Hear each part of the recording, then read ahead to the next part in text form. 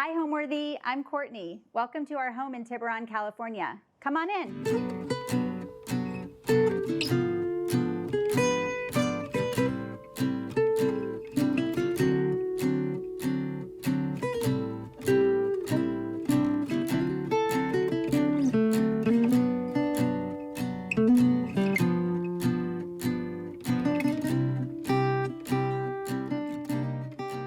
You're watching Homeworthy, where we believe every home has a story. Hi, I'm Courtney Smith. Welcome to Marin County, California. I'm an interior designer. I'm so happy to have you here. Today, we'll start in the entry hall. So when we think about entry spaces, they're really an introduction to a home, and we want to give clues about the space and the overall vibe of the home. And this is no exception. So although it's white, the walls are white, we have a lot going on in here, and we try to really layer personal items with useful items, and the entry hall has to really function. So for instance, this is a game table. It's basically serves as an entry console most of the time, but when we have mahjong or we play bridge, it comes out and serves as a game table. It flips open. These planters are a new addition. They are an 18th century French piece from a really good friend of mine who's an amazing interior landscape designer. And she helped me source these, and they just really finish off the space and echo what's happening outside in our yard with the greenery. An entry bench here serves as a spot for guests to lay their bags down and their coats. We live in California, so we don't really have a lot of inclement weather. We don't have an entry closet, but we use this for guests. This set of screens was actually one of the first purchases we made for our home. I didn't know where it would go. Before we even renovated our home, I didn't have it in mind for an entry hall, but I absolutely loved the colors. And we sourced it from a vintage spot in Dallas, which is where I grew up, so it has a special place in my heart. But really, it just mimics a lot of the colors that we have in our home. And I love the chinoiserie and the florals and the birds. It just really speaks to me and is a nice moment when we walk in. Over here, probably the most special thing in our entry hall is this blueprint. So I was really inspired by my grandmother and my mother in terms of design. And this is a blueprint from my grandparents' home of a very special room to me called the lanai, which was like a garden room. It's actually the plans for that space. And my mom and aunt were selling the property about a year ago. And they said they found these blueprints. And I said, I'd love them. And I'm going to hang them in our entry hall because a lot of the inspiration for our home came from her. So that's really special.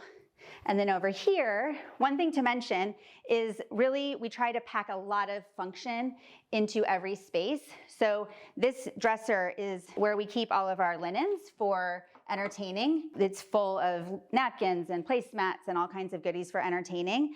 And this was one of the first pieces my husband and I bought when we were first married about 20 years ago. And it's lived in New York with us and in our first home in Marin County. And it always finds a spot. So I would say, definitely don't be afraid to invest in pieces you love because you will find a place for them, especially if they serve a function. So we lived in another town in Marin called Ross, which is about 5 miles north of here when we first moved from New York in 2009. And we loved that town. We have a lot of dear friends there. I mean, it's a hop, skip, and a jump from here. But we were sending our children to a school close to this home in Tiburon, and we were doing this commute that was kind of driving me bonkers, and I was ready for a project.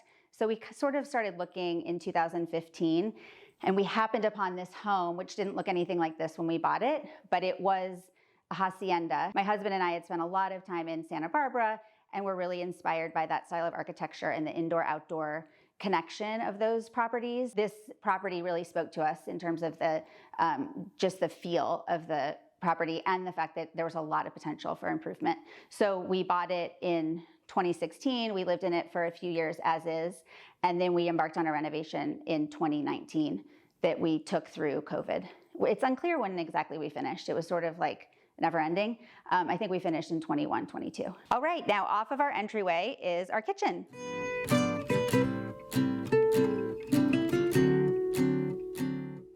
None of this part of the home was here when we bought the home. This was part of the renovation. So we used the footprint that we got. This was an amalgamation of bedrooms and hallways and sort of awkward spaces.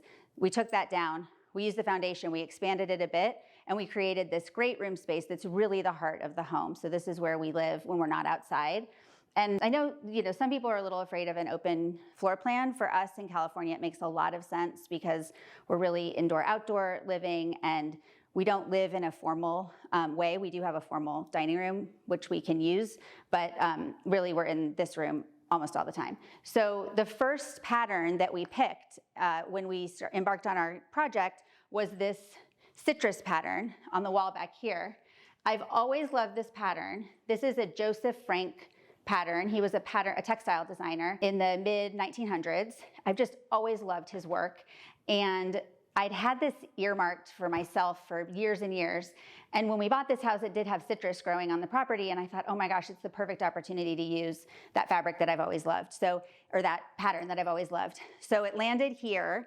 And that created an opportunity to pull throughout the home. So we use that as like the base palette and pulled those colors across different rooms. We're always thinking in our work about sight lines. So whenever you're standing in a space, we want to be sure that wherever you're looking, you have a pleasing sight line. So whatever's happening here, I want to be able to see into the living room, and it should make sense visually. And the same with the stair tower, and I'll show you that theme throughout the tour. Our children are 17 and 14, but when they were really little, we took them to Paris, lucky kids.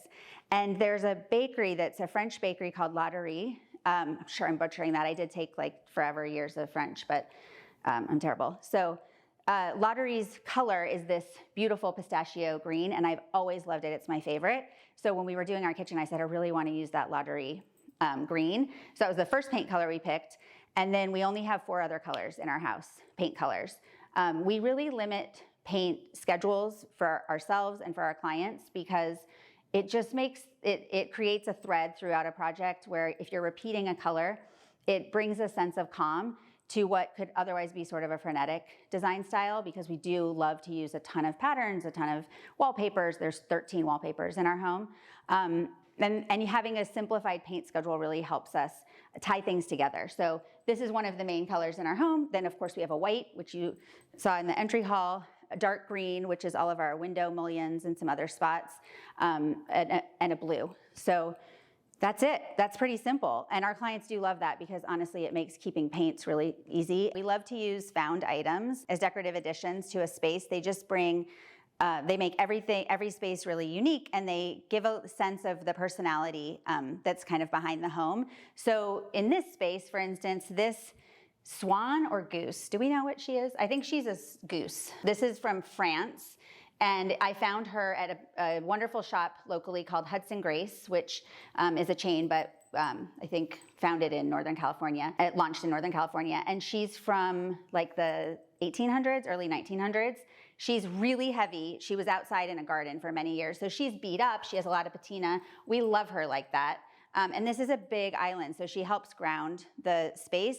And really, we can work all the way around the island. The kids do homework without moving her. So she stays here all the time. Our cat does love to sit in whatever's planted here, so that's a challenge, but it's fine. And then over here, we have another example of a found item. This rabbit was something that my husband found. He's got a great eye. And he found it at a local estate sale. He's just so cute and fun. We love folk art. I'm sure he's not like anything signed or particularly valuable, but for us, he just adds a sense of whimsy and personality. And I kind of feel like he's watching over us in the kitchen. And then up here, this is actually worth mentioning as well. So my, the China tea set is from one of my grandmothers. And of course, we don't serve tea in our life on the regular, but I love looking at that pattern, and above it is a paper mache piece. You can't really tell it's paper mache from down here, but it's citrus, it's lemon, with that little blue bow, which mimics the colors in the wallpaper. This is from Casa Gusto, a wonderful shop in Florida, which my director of procurement, Sarah Crawford, my business partner, found as a source, and I just love that piece. It reminds me of Sarah. I think it's so perfect in the space. And this is a big wall, so it's nice to have something textured and dimensional up there.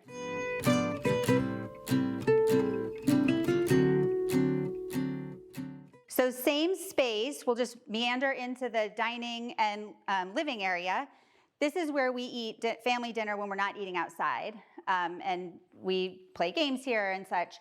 This is a very beat up table. I think it's worth highlighting just the fact that we want our families, we want our kids, and we want our clients who we work with, families, to feel really comfortable in their homes. So we often buy vintage pieces or antique pieces that already have a lot of patina in them because that first indent isn't so painful that way. In fact, I do remember a moment not long ago when my son was doing homework on this table and he lifted his paper and it was like his whole math set had been like indented onto the table. I was like, it's fine, it's part of the story. It's good. So we leave baskets out wherever we can because it helps contain messes, but we're always ready to set the table. So this is just our fixings for setting the table. It stays here all the time. It makes my life easy because things feel like they're not such a mess, but they're really easy and accessible for the family to use. Here we have more storage and lots of family photos. We have dear family in California and in New Jersey and in Seattle. So all of our immediate family is represented here. I like to change these out every so often, but they're just all people who are really special to us. And I do think it's worth remembering that when you put like items together in groupings like this, they have a lot of impact.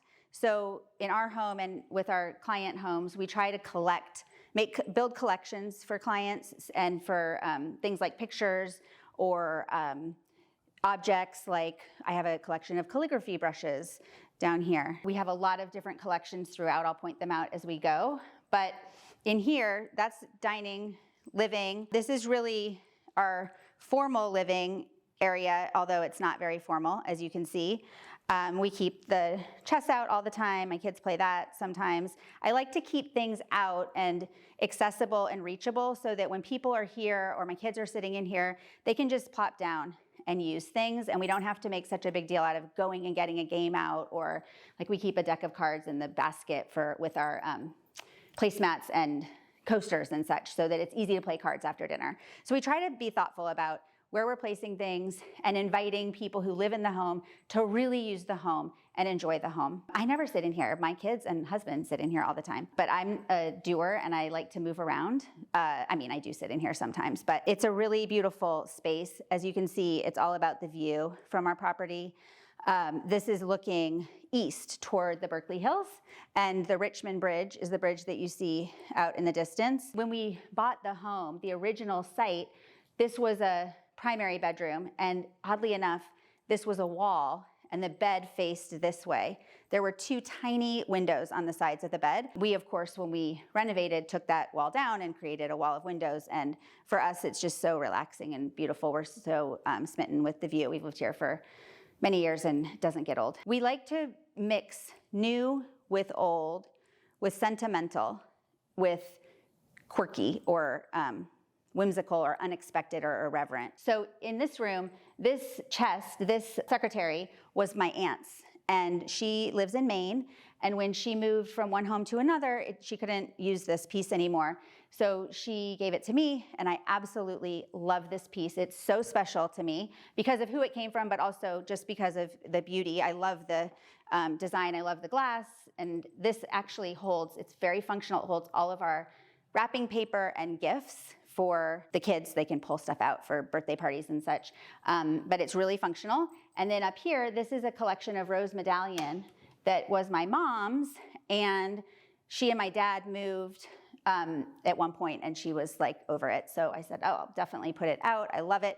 As you can see, it obviously works really beautifully with our color scheme, and it reminds me of my mom and one of my aunts, Auntie Alice, who my mom inherited it from. But it's just a really beautiful collection. There's some other objects up here who were given to us by special people.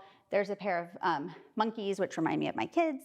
And it just adds like a little bit of patina, and there's a story. And even if people don't know what the story is in a space, I think you can feel when you walk into a home if there is a story behind the objects in the home and if they mean something to the inhabitants. I feel like the home just has a different soul, and it's a more enjoyable experience, I think, for the family who lives there and for visitors in the home.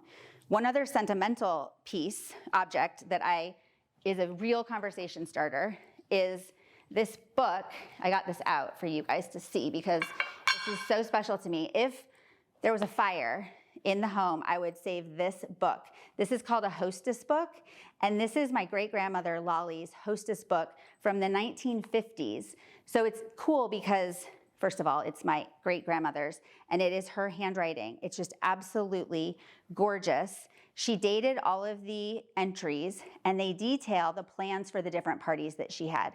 So my grandmother and my mother are all beautiful, impeccable entertainers, and this is incredible. She kept track of the costs, what she served, and it's just so much fun to go through and see, how did she think about served Hawaiian punch with added orange, grapefruit, and lemon juice as the girls arrived.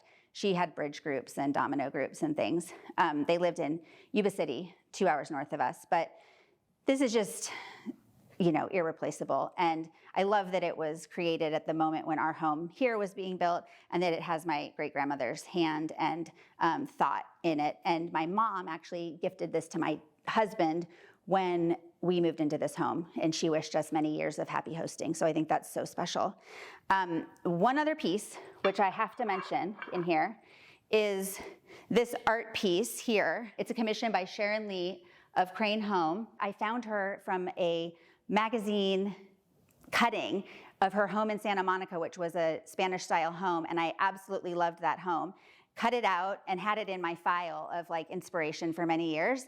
When we went to create our own hacienda, I remembered it, and I reached out to her, and she had since moved to Dallas, which is so funny because that's where I grew up, and we collaborated on some things. So this is one of the pieces that she created for us, and it's really symbolic. It's a Korean, she's a Korean-American artist, and it's Korean rendition of a lot of good luck symbols. So she's representing the mountains. We live by a mountain called Mount Tam, a mountain. The sea, obviously, for the sea, rainbows, and the 4 cranes up here represent our family. There's the sun and the moon, and it all is a connected piece that has a lot of meaning for us.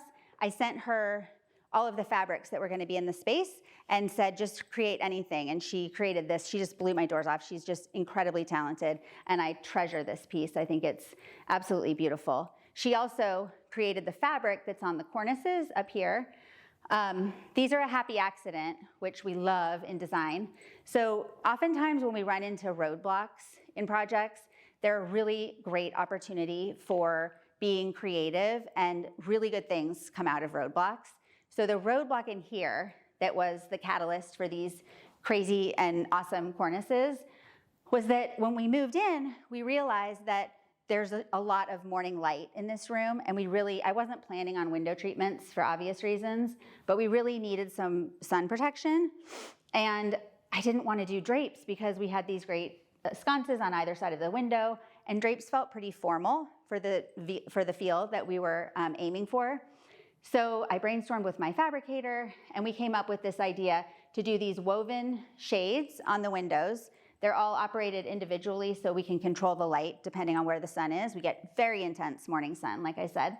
And then we needed to hide the mechanism. And so we created a cornice box with another artist and used Sharon's beautiful fabric to cover them. So this home is just a really special collaboration between myself and my husband and our children and people we respect and love. And so many talents came in to help us create a home that we really enjoy and treasure. And we're just so grateful. And off of our great room is our stair tower. So follow me.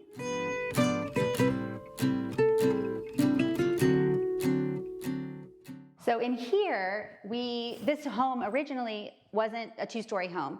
When we remodeled, we took it up to a second story for the primary suite. And when we did, we had an opportunity to create this tower, which is covered in a wallpaper that is very similar to the paper that was in my Nana and Poppy's lanai in the home that inspired a lot of our design decisions in this space. So they had a very beautiful green and white trellis. This isn't by the same designer, but it's a Bob Collins paper, which is a Florida textile and wallpaper designer. And I just love it. I feel like it echoes, it's meant to be a welcome from the outdoors in. Everywhere where we have those transitions between the exterior and the home. We have brick floors. That's meant to be a subtle clue for guests that they're, transitioning between inside and outside. So we have that here. And in here, this is where we keep this is our bar, which is not in frequent use, but it's nice because it's centrally located, but off of the great room, but not like in the center of things. This tea set actually was my grandmother's wedding gift to my husband and myself, and it came from the Queen's Silver Vaults in London. This lamp was a vintage find in Berkeley. We found this in Berkeley. It's alabaster and gilded metal, and the lampshade, it was a real chore to figure out what lampshade to put on this, but I think it all works together, and it does, again, mimic and echo what's happening outside with the garden. The doors on the wall are probably the piece that we get asked most about. These were found by my husband on a trip to Santa Barbara, and we were shopping at a vintage spot, and he saw them behind a shed. They weren't really for sale, but we'd been looking for something for this wall, and he said, would these work? Because they do have green and blue in them. Green's my favorite color. You can tell we have green everywhere.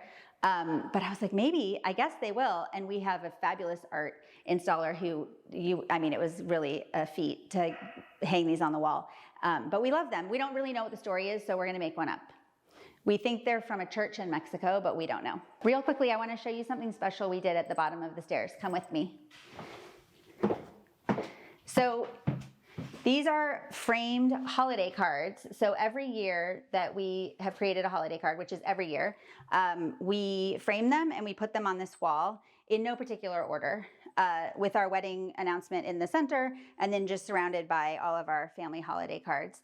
It's a fun tradition. It really does keep us on task in terms of sending a holiday card out. I mean, sometimes they're Groundhog Day cards. Sometimes they're like summer cards. They don't have to go out at the holidays. I mean, Lord knows we all are busy, and I don't run the tightest ship on this front, but I do get something out every year, and it's really fun to see how the kids grow. And the kids' bedrooms are off of this area, so I love the idea that they walk past this every day and they can remember the times that they came from. There are travel pictures up here. There are lots of really happy memories here, and I love that that's just a part of their everyday.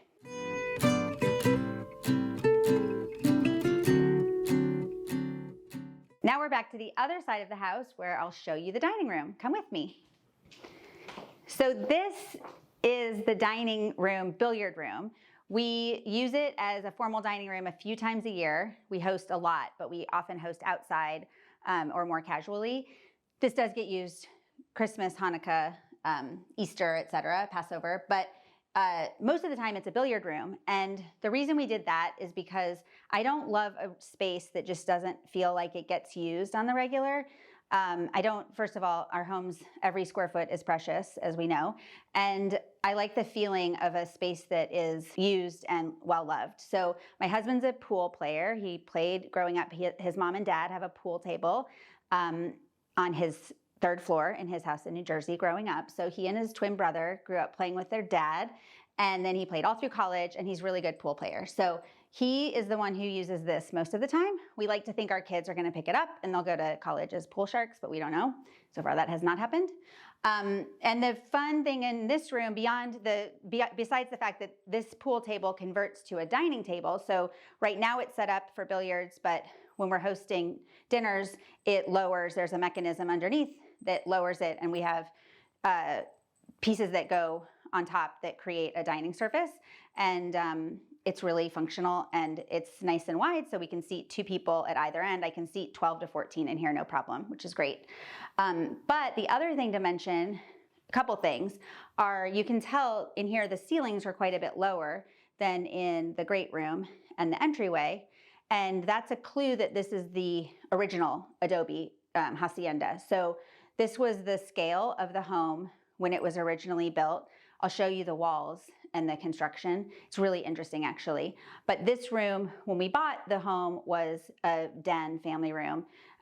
It didn't look anything like this, but it did have a nice big scale, and we use it as, it's a pass-through. it connects the entry to the more informal part of the house, which is the den, laundry room, mudroom, and my office. And when we were thinking about patterns to put in here, we really wanted it to be something that was enveloping and felt like a destination, which is how we landed on this amazing Ixel by Schumacher pattern, which is, you could look at it forever and ever and find new things all the time, which is part of the fun. The colors are repeating colors that we used, that we see from the citrus garden, fabric, wallpaper in the kitchen, but in a completely different scale. So that's something interesting to mention is when we're thinking about choosing fabrics and wallpapers, we're really thinking intentionally about mixing scales. We don't want everything to be so big or super tiny. It's more interesting if things are a bit mixed. So this is the biggest scale pattern in our home by far as a mural. But you can see we mixed it with like a tinier print for the lampshades, and nothing like matches perfectly, but that's kind of part of the point.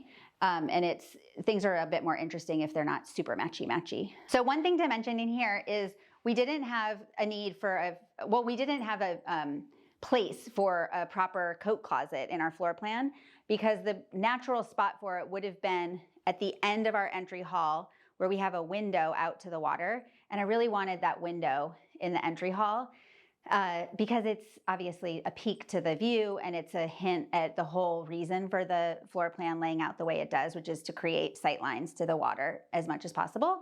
So I didn't want to block that area with a coat closet, and we really don't need proper coat closets much in Northern California, but we put this armoire here and it does serve that purpose. So it's just a spot for people when they come to hang their coats. We have some tablecloths, and this is a fun piece. It was used by the San Francisco Theater Company as a piece on a set, and it has a doorknob on the inside because the actors had to be able to get in and out of it. So I think that's pretty fun. But it just serves it's a beautiful piece, but it serves a function, which is the goal with design always. So this birdhouse was a find at a vintage spot in our travels. And we don't really know much about it other than it's just a whimsical piece that our kids and nieces and nephews love. And my nieces actually added these little birdies. We had them out for one of our holidays. I think that was Easter, and they landed in the bird cage. So they've been here ever since. But it just kind of fills the space without being something that's cluttered, and it's easy to move if we're using this as a buffet. But most of the time it's here, and it's just something that we like to look at. Okay, next, let's head into the powder room.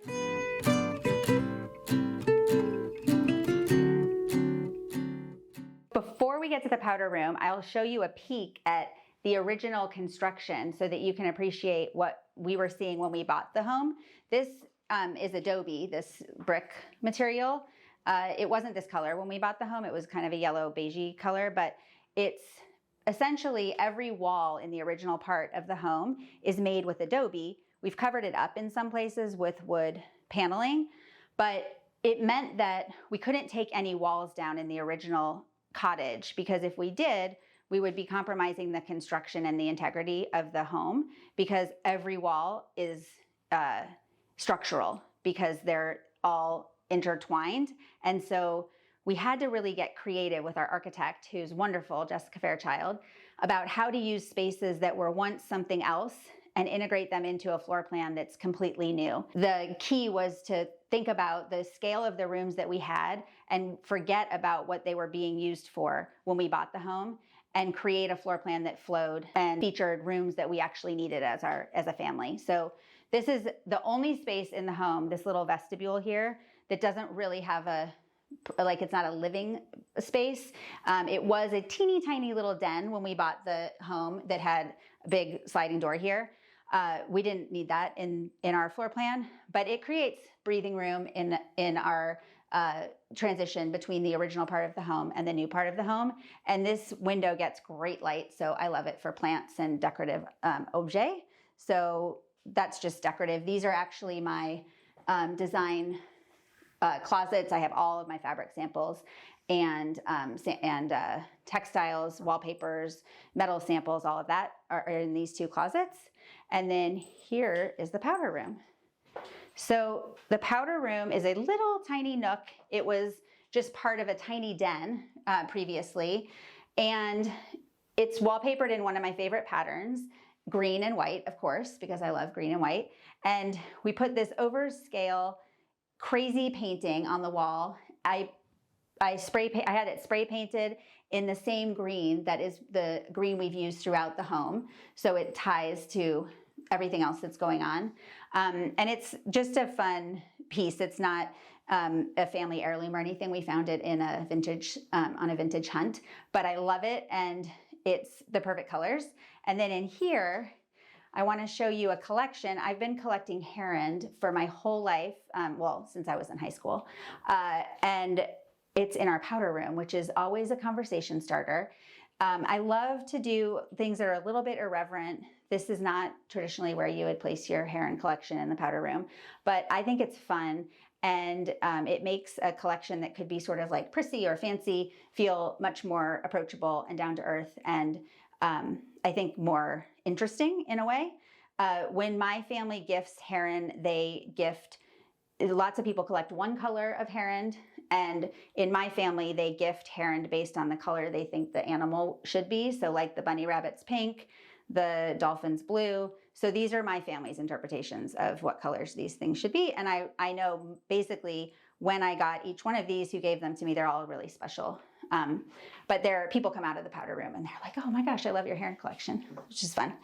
And this vanity is another conversation piece. This was a chest that was in one of my parents' friends' homes, and they were moving and they didn't want it anymore. And I said, you know what? It was just a marble top.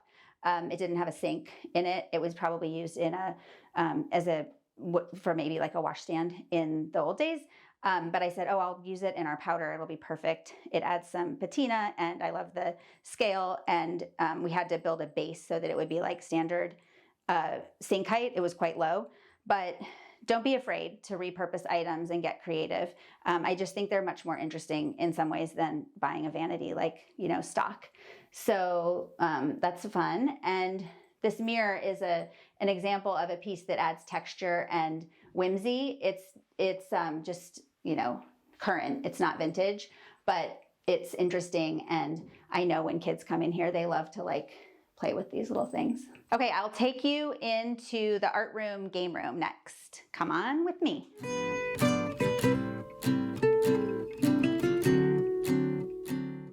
Welcome to our game room, art room. When we first bought this house, it was set up as a kitchen. This was a kitchen and dining area.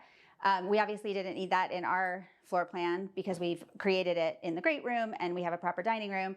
So we started to think about what we could use and what the ancillary spaces were around this area. We added these French doors. This was a window when we bought the home to create an indoor-outdoor connection. And then we use a table here that the kids and their friends use for games and art, and we like to keep art supplies out all the time because, again, it really encourages people to just pick. I find that if they're here, the kids and people who visit will pick them up and create, and we want them to use what's here and make themselves at home. It's sort of like putting a platter of vegetables out before dinner. If you put it out, people will eat it. So you have to just make things available. So that's why this is here. This cabinet is pretty to look at, but behind it and inside of it are all of our art supplies. So it's not like the prettiest thing to see, but I think it's nice to just take a peek because it really does hold a lot of items, and it's things that are organized enough that my kids can come and pull, and I see them, for school projects and when they're on summer break and such, they pull from here all the time and create. So we like to create those opportunities for families, and I think if you give people the tools to be creative, they will. So that's what all of this is. And then in here, so again, actually, this is interesting. You can see the adobe everywhere in this room. This was the original material, and you can see what I mean. It's all connected. So all of the walls connect to one another, and if we tore one of the walls down, we would be stuck because that wall is structurally connected to the next. And we would have had to put up lots of posts and create structural integrity that we didn't really want to. Part of the charm of the home was the materials that they used, and I love the adobe brick. So we leaned into it. I do like the idea of putting a little bit more modern, mixing a little bit more modern with a material like adobe. So the Saarinen marble table is a good example of that. It's, glossy black Nero marble. It's traditionally maybe thought of as a more modern piece, but I think it really speaks to the other items that we have in the space. Again, the brick floor is a hint that you're in a space that transitions to the outside, to the exterior.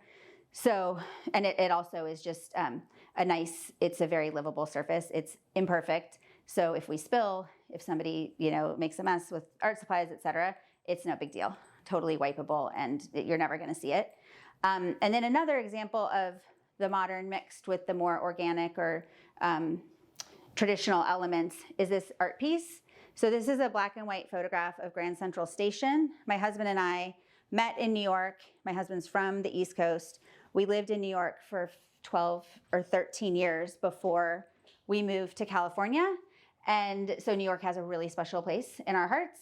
And this piece is by a photographer named Matthew Pillsbury, who plays with exposure. So you can see there's faint images of people here. He takes long exposure photographs, and these people would have been moving throughout the space for the period of time he was creating his work.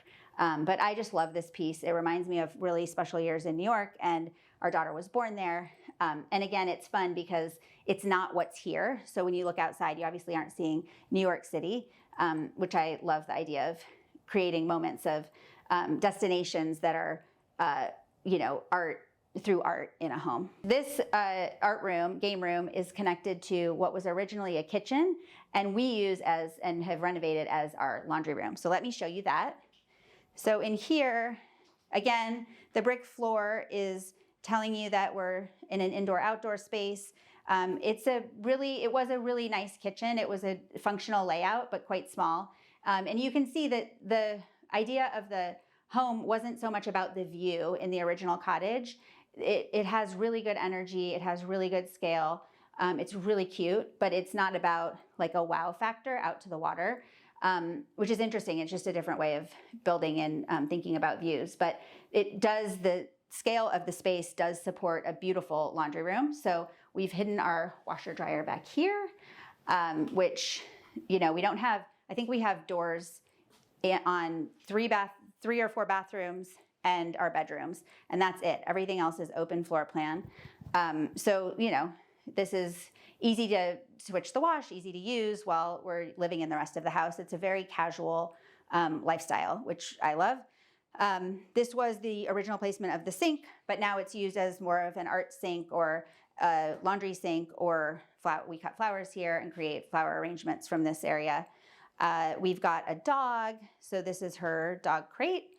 And I don't love looking at a dog crate all the time, so sometimes if we're entertaining, I will pull the curtain over, which is fun. This is just a little Liberty pattern from that UK fabric maker, which I love, Liberty. And we also have a kitty. That is her litter box back here. So we've just hidden things in plain sight, which is a nice trick.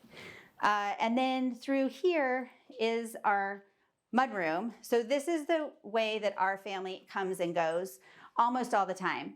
Guests and extended family come in through the front door, but we come in through this door, and it never looks this neat. This is actually pretty good for us. But we've got one thing that's special in here. Well, a couple things to show you are these fun hooks. These are brass, and I worked with an Australian brass artist, and she interviews clients, and you tell her about your family members, whoever you're creating for. So this is, my husband is a G for Greg, Jackie, Drew, and Courtney. And each one of these hooks represents things about our personalities, about our loves, our passions. So mine's kind of easy. There's a dog. I love dogs. Grew up with dogs. There's a chair for decorating. There's a whimsical element for all of my collection. And there's a heart in the back for love, like mama. Drew is a sailboat. He loves the water.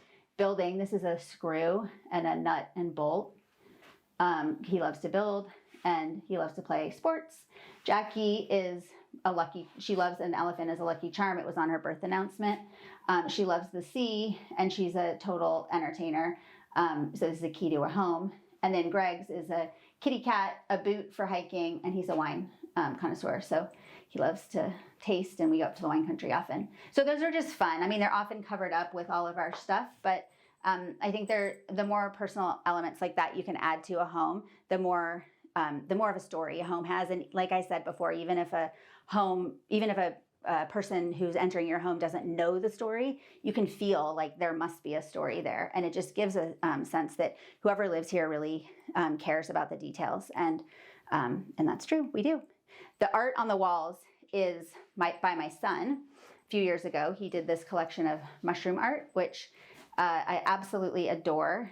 I think if you can frame your kids' art, it's so beautiful. And it shows them that you really value their work and that what they're creating is special and worthy of attention. And I think that's true. Our kids are all of the kids, are so collectively amazing. And it's nice to show them that, even if they don't admit it. I think they love seeing their art hanging on the wall. My daughter actually has a piece back here, which was created on the back of a kid's menu when she was maybe 4 or 5. The Smiths, I just love that. Her little leg kicked up, holding hands. We don't always look that happy, by the way, but I think it's super cute.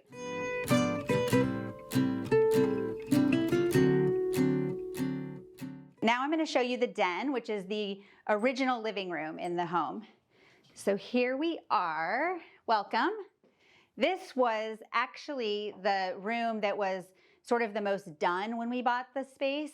It functioned as a proper living room. And actually the front door to the cottage, when we bought it, was here. So you can see a header where the guitars are hung. That header was above the front door, and the front door was here. You walked in, there was a window in the game room instead of French doors, and you walked in, and this part of the living room functioned as sort of an entry hall, and then there was a sitting area over here. When we renovated, we created Kids Zone back here, and this is one of my favorite rooms in the house because it's really whimsical, it's really comfortable. We're not like kidding around with the size of this TV. I was like, you know what, lean in. It's where we come to watch movies and games, and the whole family can pile on to the sofa. The kids do big sleepover parties in here. They can sleep 2 on the sectional, and they can fit 4 air mattresses on the floor. So it's a comfortable room for 6 for sleepovers, which is so fun. This is all of our games. We have younger nieces and nephews. They come in here and pull stuff out. It's just like meant to be accessible and fun and colorful. The rug is super soft. The textiles are just a Etsy fabric. I mean, nothing precious. I added a really fun Schumacher trim to the lead edge of the drapery and the bottom of the Roman shade, just to bring some interest and texture. These chairs were a pair of chairs that were in our original home in Marin when we lived up north in Ross. And so they were the first items that we placed in here, which is why we're working with the purples in here. But it's just a fun spot, and we spend a lot of time in here. It feels like really approachable and warm and cozy.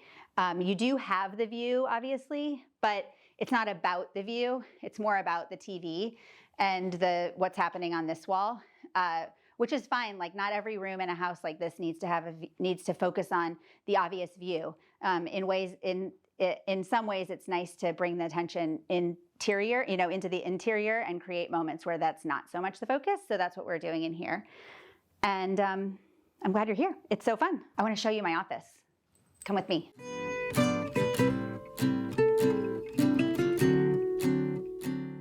Welcome. This is my office.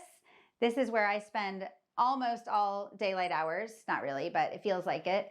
This pattern on the walls is a Peter Dunham fig leaf, and I've always loved this pattern. So when we started renovating and thinking about what would go where, I knew this was going to make it into my office because it's one that I've looked at forever and ever, and I love the colors and I never get sick of it. And it happens to work really well with lots of the textiles and colorways we work with for clients. So it's not so bossy that I can't envision a scheme around it. The scarf on the wall was one of my mom's scarves that I framed as art. This is actually a great tip. We do this for clients a lot. This makes what might be an expensive piece to wear, an Hermes scarf or a Gucci scarf, or this isn't branded. I just love the colors and pattern, but what might be an expensive piece of clothing is actually a really affordable piece of art. So art can be really expensive, and to think about a silk textile as art is kind of nice. They are often quite big, so they pack big bang for the buck, and they have high impact. So I love this piece here. It makes for a really nice background when we're doing video calls with clients. And in here, I mean, I've got my collections of design books. I have sentimental items all up above my desk, which is nice because I sit here and do calls with clients and my business partner. And it's nice to just be reminded of the reason we're doing this beyond creating really wonderful spaces for clients. It's about like providing for our families as well. So those are really wonderful reminders. Oh, that's an award we won in 2024 with Lux. We won for Regional Wow Factor Room. That was for the dining room, billiard room with the mural walls. So that was a fun honor. That was the first award we won as a design team.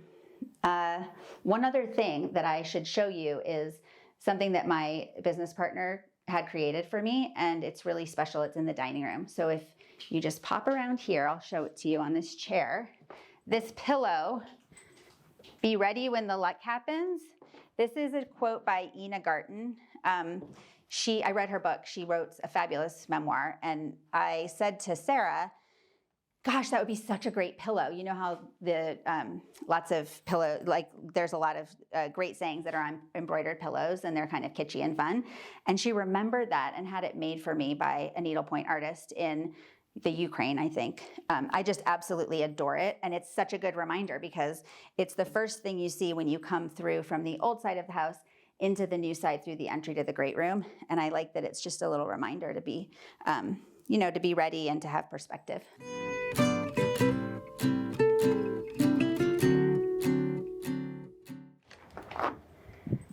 Welcome to the casita. If you were our guest, this is where you'd be staying. So this is another collaboration with Sharon Lee, who is a wallpaper textile designer and a fine artist. She created the pattern on the wallpaper and the fabric, and I absolutely love pink, but I felt like I couldn't embrace like so much pink in our main house because I have a husband and a son who they are pink lovers as well, but this is a lot of pink. So the casita is the perfect place for it. It feels very vacation.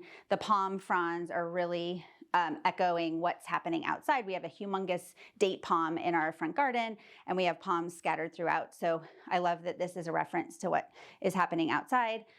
We've created a floor plan where we have two singles instead of a king or queen, and that's just to accommodate different combinations of guests. We sometimes host couples, but we oftentimes host friends or any iteration of visitors. So this room gets a lot of use. We love it. It's really happy. Another special thing about the wallpaper and fabric are that Sharon's mom actually is also represented in this room. She's a fine artist as well, and she created the panels that flank the window. So that's Sharon's mom's art on top of Sharon's art, which I think is really fun and cool. You can see there's similarities in their work, but it's obviously they each have their own distinct style and references to Korean culture and symbols, which is really beautiful in my mind. The roses are from our garden. We're in rose season right now, so I love to cut flowers from the garden. I don't buy a lot of flowers because they don't last long in my house. Maybe that's everybody's house. So we tend to lean in on plants. We've got a fern here. We use a ton of ferns, but they tend to last a lot longer, and I love the greenery. So we've got plants in almost every space. This room has a little fridge, so guests feel comfortable grabbing, and a full bath. It's super comfortable for up to, a week or so at a time. And we didn't add a refrigerator because we really want our guests to spend time with us and come up to the main house most of the time, but it's an escape and our family and friends love it. So I'm glad you're here. We're in the bathroom of the casita, and I wanted to mention another idea for art, which is these are our children's first year portrait outfits, but you could put any sort of outfit, anything meaningful, sports paraphernalia, whatever, anything that brings meaning or has meaning for your family this is a fun idea, just a shadow box. I use them because we have portraits of our kids in these up in the main house. And also I just loved the colors and they work perfectly with what's going on in here. But that's also really affordable and accessible art. This piece is a block print of Venice, and one of my mom's best friends gifted that to me when we lived in New York and took our first trip to Italy. I absolutely love it. It was framed exactly the way it is, and the green is obviously my very favorite. So we're in the shower room, the water closet, and the thing to mention in here is this is a wallpaper, one of the 13 in our home, and it's just a little hatch pattern by Sharon Lee, same designer who did the wallpaper in the main room, but it's the background of that palm fabric. So it's just a repeating texture and pattern, which does create cohesion in a space. We like to repeat things in subtle ways like that. So her line allows us to do that really beautifully. And I love that it's just a subtle amount of color, and it's very painterly and beautiful. Okay, I'm gonna take you to the lower garden where we have our cutting garden and vegetable garden. Come with me.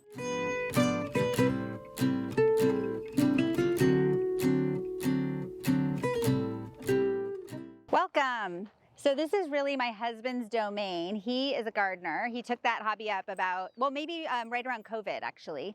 And so we created these vegetable beds a couple of years ago. He's growing, I know a couple of the things that he's growing. He has broccoli growing here. We have carrots here. And then we have other vegetables here. I don't actually know what all is here. I just know that they're delicious when they come out of the garden, and they look beautiful down here. So we use this space functionally for gardening, but also it's a great entertaining space. We sometimes, if we're hosting a party, we'll set up cocktail rounds down here and a bar, and it's just a really beautiful spot to be. It's sort of protected from the wind, but the views are obviously really beautiful, and it feels really private and green and lush. So the most recent addition down here are these two cutting boxes. So these are flowers that I love for bouquets. They just went in a couple of weeks ago. The boxes were built about a month ago. So we're not cutting them yet, but you can see that we'll have a nice amount of flowers for bouquets inside when they get going. Geraniums are a flower that I always think of my mom and grandmother when I see them, because my grandmother had them growing outside of her front door for many years, red geraniums. So they are, I think they're really beautiful, and they are sentimental for me. So that's why we have those. We have these Sally Holmes roses. They're on their last legs, but I couldn't bear to have them pruned before you got here because I wanted you to see them. The idea is that they will eventually grow up and over this trellis. I hope you'll come back and see them. They're making good progress on this side, but they're really happy in this location. You'll see them at our front arbor as well. So again, outside we try to do the same thing that we do inside, which is repeat textures and plantings. So the Sally Holmes being in both locations is purposeful. We worked with a really wonderful landscape designer, Danielle Ellis. He's local, and he helps us select all of the different plantings for the yard. We have a pretty interesting microclimate in Marin. If you travel 3 miles north or south, completely different things would grow in their yards. So it takes a little bit of fine tuning to figure out what works. I think we're almost there. So the lavender obviously is really happy. We leaned in on anything that had a Mediterranean feel because that's the style of the home and the site. And those plantings tend to be really happy here. So that's a happy coincidence. And we do have some fruit trees around the property. You'll see the tree up here that's fully almost blooming this tree here that's a little bit, it looks a little bit sad, but it will be blooming soon. And then there's another one up at the corner of the casita. Those 3 are apple trees, so they do produce fruit, which is fun. And we have 2 avocado trees, which I'll show you on the other side of the property. And let me show you this cutting garden as well. These, over here we have some sunflowers and hydrangeas. The hydrangeas are looking really, they're not taking yet to the sun, they're new. So we're just experimenting, but these were our wedding flowers. So I wanted hydrangeas in our cutting garden. We'll see if they take, I'm crossing my fingers. I'm gonna take you up to another dining area and spa deck near our main house.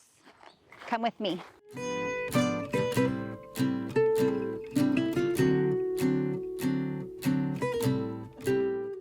Welcome to our back dining deck. This is more of a private dining area. It's a bit more protected from the wind than the front garden, and we have a fireplace here, so it serves as a cozy spot for cooler nights. We often entertain here when we have smaller groups. We can seat 8, 10, 12 at this table. It's really meant to be a family spot for eating during the summer months, and we probably eat 90% of our meals out here from May to September, October. But I love it because it's really private and it's right next to the spa, which is right up here. So instead of putting a pool in, we have a climate where we could do a pool, but it is quite cool here a lot of months, and in the evenings it does cool down a lot in Northern California. So we put a spa in because we figured we would use it more. And there's a rule about how far something is from a house and how much utility it gets for a family. So I figured if it's like literally 7 steps from the house, there's 0 chance that we won't use it. We don't use it as much as I'd like, but it does get a fair amount of use, and it's really pretty to look at from inside. And obviously, if you're in the spa, you have a spectacular view of the bay, and it's easy access to this casual dining. Next to us, we turn the fireplace on and cozy up after a dip. So it's a really nice spot. It does draw my kids' friends, which I really love. They're always welcome, more the merrier. And it's been really nice to have. Okay, I'm gonna take you back inside and show you how everything connects. So come with me.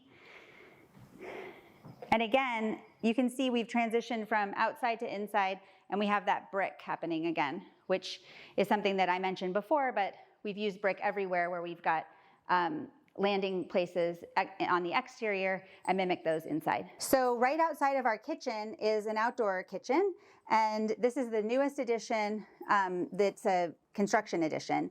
This is again another example of where a problem became an opportunity. So we needed to put up a new fence, and I was looking at the fence from the kitchen window, and it was just not awesome. It felt like sort of boxed in and uninspiring. And so I had the idea to create a living wall with our landscape architect, and this is it. So now instead of looking at a fence from the kitchen window, I'm looking at this beautiful greenery.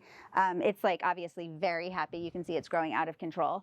And we're still kind of dialing it in. Like we have to figure out what plants can go behind the barbecue without scorching. We've made a few adjustments, but that's sort of the way these things are. And we absolutely love it. So there's a sink out here. We often use this for cutting flowers.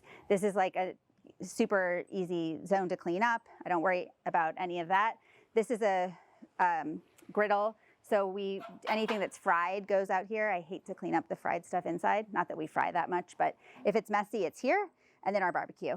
And it's really easy, access from the kitchen. But what I love about it is that it's beautiful to look at. The tile is the same tile that we used in the spa.